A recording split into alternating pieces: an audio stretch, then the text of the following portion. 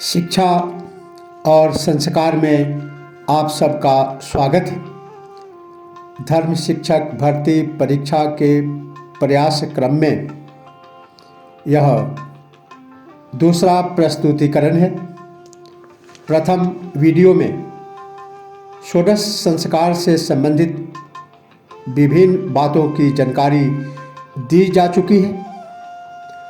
आज संस्कारों के इतिहास, संस्कारों के साधन, षोडशोपचार पूजन और पूजन में व्यवहृत द्रव्यों के विशेष नाम तथा विभिन्न षोडश कर्मों के विभिन्न देवता के विषय में परीक्षा प्रयोगी विषयों को प्रस्तुत किया जाएगा। यह प्रस्तुतिकरण आरटीजेसीओ धर्म शिक्षक भर्ती परीक्षा द्वितीय प्रश्न पत्र में लिखित प्रश्नोत्तर के तैयारी तथा साथ ही साक्षात्कार में पूछे जाने वाले प्रश्नों को ध्यान में रखकर बनाया गया है। सर्वप्रथम षोडश संस्कार का इतिहास। मानव जीवन में संस्कारों का सर्वोपरि स्थान है। इसलिए गौतम स्मृति के रचयिता ने 40 प्रकार के संस्कारों का उल्लेख किया। कालांतर में महर्षि अंगिरा ने उक्त संस्कारों का अंतर्भाव 25 संस्कारों में कर दिया। पुनः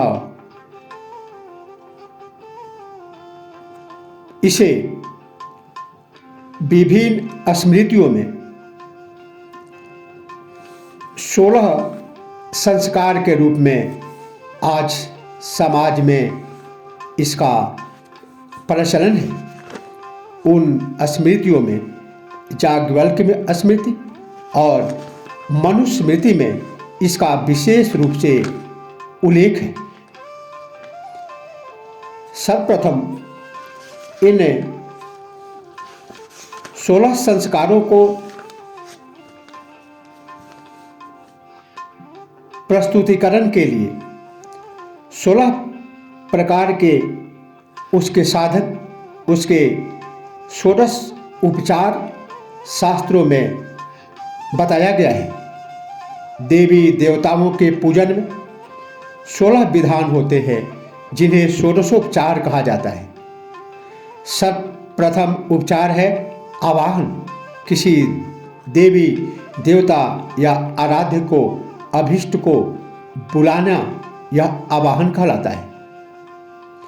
दूसरा आसन, तीसरा पाद, चौथा अर्घ्य, पांचवा आचमन, छठा स्नान, सातवां वस्त्र, आठवां यज्ञोपवीत, नौवां गंध, 10वां पुष्प, 11वां धूप, 12वां दीप, 13वां नैवेद्य, 14वां तांबुल, 15वां प्रदक्षिणा और 16वां पुष्पांजलि।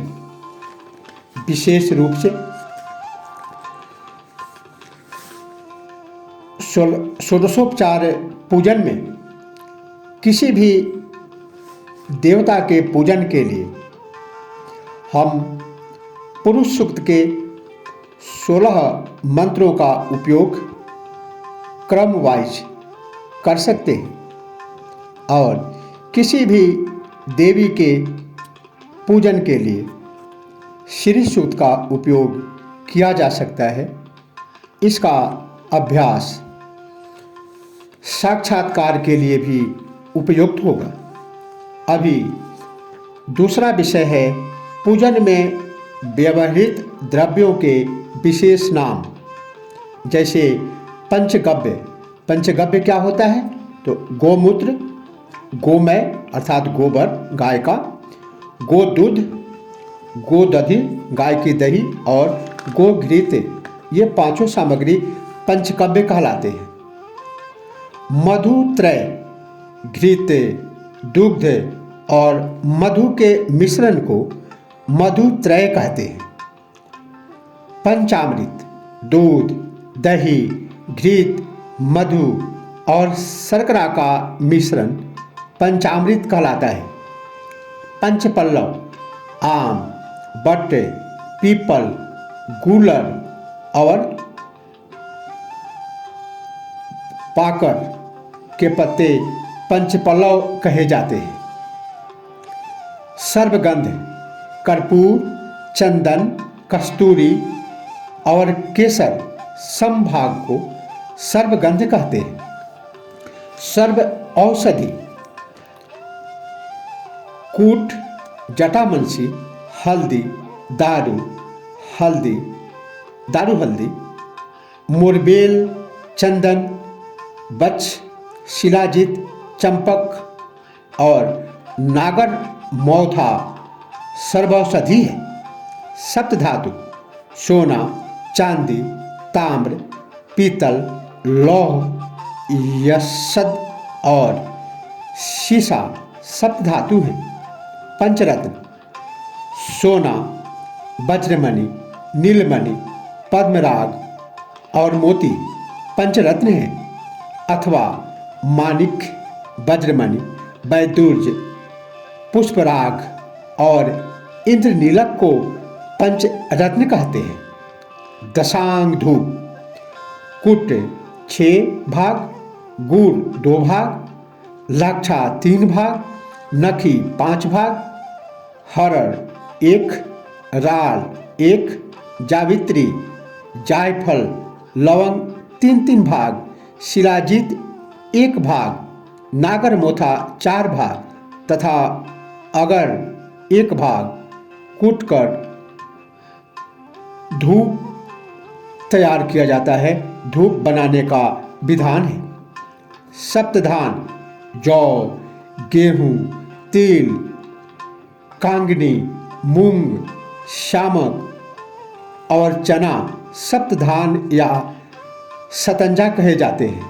सप्त मृतिका घुड़साल की मिट्टी, गच्छशाला की मिट्टी जहाँ हाथी रहता है, बील, चौराहा, गह्वर, गढ़ा जलाशय को गह्वर कहा जाता है, राजद्वार और गौशाला की मिट्टी सप्त मृतिका कही जाती है। कलश, कलश में स्वर्ण, रजत, ताम्र अथवा मिट्टी का कलश श्रेष्ठ माना गया है। यह सुंदर शोभनीय हो। यह यजमान की आर्थिक स्थिति पर निर्भर है कि घट किस धातु के मिट्टी का हो। अभाव द्रव्य, जिस वस्तु का अभाव हो उसके समान गुण धर्म की अन्य वस्तु का प्रयोग किया जा सकता है। जैसे जौ के अभाव में गेहूँ, व्रीहि के अभाव में शालिधान, कुशों के अभाव में कांस या दुर्वा। इसी प्रकार से नैवेद्य का कार्य बतासे या इलायची दाने से ले सकते हैं, अथवा मिश्री पीसी हुई या गुड़ का मेल, किशमिश भी नैवेद्य में प्रयुक्त हो सकती है। घृत के अभाव में दही या दूध लें, दही के अभाव में भी दूध ले सकते हैं। अग्नि का नाम, विभिन्न कर्मों में प्रयोग होने वाली विभिन्न प्रकार की अग्नियाँ, यह बहुत मोस्ट इम्पॉर्टेंट है। इसको अग्नियों का नाम याद करना चाहिए। अग्नि का नाम है गर्भाधान संस्कार में प्रयुक्त होने वाली अग्नि का नाम मारुत होता है। गर्भाधान के लिए मारुत। पुंसवन संस्कार में प्रयुक्त होने वाले अग्नि का नाम पौमान नामक अग्नि कहते हैं। सीमंतोन्नयन संस्कार में जिस अग्नि का प्रयोग किया जाता है उसे मंगल अग्नि कहते हैं। जात कर्म में प्रयुक्त होने वाले अग्नि का नाम प्रबल है। नामकरण में प्रयुक्त होने वाली अग्नि का नाम पार्थिव है। अन्नप्राशन में प्रयुक्त होने वाली अग्नि का नाम सूची है। चूड़ाकर्म में प्रयुक्त होने वाली अग्नि का नाम भी सूची है। उपनयन में प्रयुक्त होने वाली अग्नि का नाम समुद्भव। केशांत संस्कार में प्रयुक्त होने वाले अग्नि का नाम सूर्य है। विवाह कर्म में विवाह संस्कार में प्रयुक्त होने वाले अग्नि का नाम योजन है। आप सध्याधान में द्विज, प्रायश्चित में बीट नामक अग्नि, पाक यज्ञों में पावक अग्नि पाक यज्ञों में, पितृयज्ञों में कव्य वाहन, पितृयज्ञों में विशेष ध्यान रखने की जरूरत है। कव्य वाहन तृप्यताम ऐसे करके हम तर्पण करते हैं, तो इसी बात का उल्लेख है कि पितृयज्ञों में कव्य वाहन नामक अग्नि प्रयुक्त होती है। शांति कर्म में बलदायक, पुष्टिक कर्मों में बलवर्धन नामक अग्नि, अंत्येष्टि में क्रव्याद, ये भी ज़्यादा इम्पोर्टेंट है कि अंत्येष्टि में कौन सी अग्नि प्रयुक्त होती है, क्रव्याद। पूर्णाहुति में कौन सी अग्नि प्रयुक्त होती है, मृड। अभिचार में क्रोधाग्नि, वशीकरण में पावक, बनदाह में दूषक, उदर में वैश्वानर, वैश्वदेव होम में रुक्म, लक्ष्य होम में बहनी, कोटि होम में हुतासन, समुद्र में बरवानल, अग्निहोत्र में गार्हपत्य। ये ज़्यादा मोस्ट इम्पॉर्टेंट है। अग्निहोत्र में कौन सी अग्नि का प्रयोग होता है, तो गार्हपत्य, आहवनीय और दक्षिणाग्नि नाम होता है। आवाहनीय और दक्षिणाग्नि। सभी कर्मों में संबंधित अग्नि का नाम जानकर ही तदनुरूप कार्य करना चाहिए। अभी विषय है विभिन्न कर्मों के देवता। विभिन्न प्रकार के हम जो षोडश संस्कार में जो संस्कार है, उसमें किस संस्कार में किस देवता की पूजा होती है, तो गर्भाधान कर्म का देवता ब्रह्मा है। पुंसवन कर्म का देवता प्रजापति है। सीमंतोन्नयन का देवता धाता है। जात कर्म में सविता नामक देवता का पूजा होता है। नामकरण में प्रजापति, निष्क्रमण और अन्नप्राशन में सविता, चूड़ा कर्म और केशांत कर्म में प्रजापति, उपनयन संस्कार में इंद्र, वेदारंभ में अवाहक, पवित्र कर्मों में श्रद्धा, उत्सर्ग में सुश्रवा, उपाकर्म में सविता तथा विवाह संस्कार का देवता प्रजापति है। गर्भाधान आदि के अंग स्वरूप नांदी श्राद्ध में कृतु दक्ष नामक विश्व देव तथा अन्यत्र सत्यवसु नामक विश्व देव देवता होते हैं। औपासन होम के देवता अग्नि, सूर्य और प्रजापति तीनों हैं। स्थली पाक कर्म देवता अग्निगर्भ। समझिए, सभी कर्मों के आरंभ में ओंकार का उच्चारण करना श्रेष्ठकर होता है। मंगल स्नान। संस्कारों में मंगल स्नान या मंगल द्रव्यों से स्नान का निर्देश है। इसी सभी मांगलिक कर्मों में सर्वौषधि और सर्वगंध के चूर्ण युक्त तिल और आंवले पीसकर मिलावे और उससे शरीर पर उपटन करे। तदुपरांत चमेली आदि के सुगंधित तेल की शरीर में मालिश करके कर्मकांडी ब्राह्मणों के साथ मंगल स्नान करना चाहिए। वस्त्र धारण। स्नान के बाद भीगे वस्त्र पहने हुए स्थल स्थान में अथवा स्नान के बाद सूखे वस्त्र पहनकर जलाशय में संध्या जप होम आदि कर्म नहीं करें, क्योंकि वैसा कर्म फलहीन होता है। संध्या जप होम आचमन स्वस्ति वाचन तथा देव पूजन आदि कर्म एक वस्त्र पहने हुए न करें, दो वस्त्र धारण करके करें। यदि धोती पहने तो नाभि पर और नाभि के बाईं ओर तथा एक पीठ पर इस प्रकार 3 लपेटें लगाने से ब्राह्मण कर्म करने के योग्य होता है।